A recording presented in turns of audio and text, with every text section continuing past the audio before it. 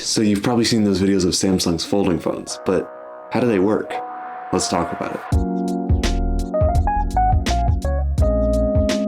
For those of you who don't know, a folding phone is any kind of smartphone with a screen that bends. This can mean the phone collapses to become smaller or expands to become bigger.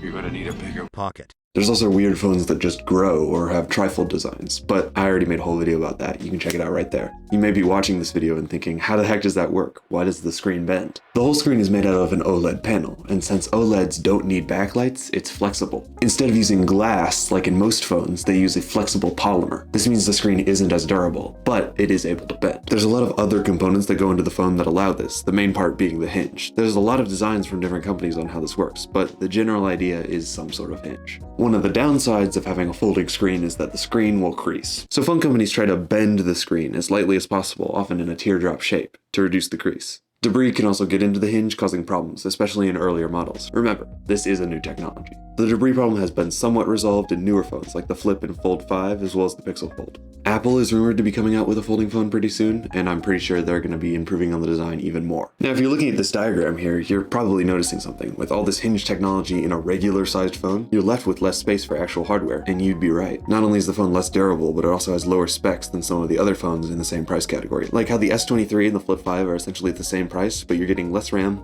and worse cameras. Don't get me wrong though, folding phones are awesome. The ability to make it into a smaller form factor and fit into your pocket, or for a regular phone to become a tablet, it's pretty amazing. Just keep in mind that if you're buying a phone for performance, this isn't it. Another benefit of owning a folding phone is productivity. The smaller screen on the front, you can choose to house a whole separate group of apps, just the important ones so that you can take a quick glance at your notifications without being sucked into social media. I like this idea a lot, and if Pixel were to ever make like a flip style phone, I would probably buy it. So overall, folding phones are fantastic. While the performance isn't great, the pocketability of these phones is fantastic. The changing screen size can be used in many applications, and of course, above all, owning a phone like this is a fashion statement.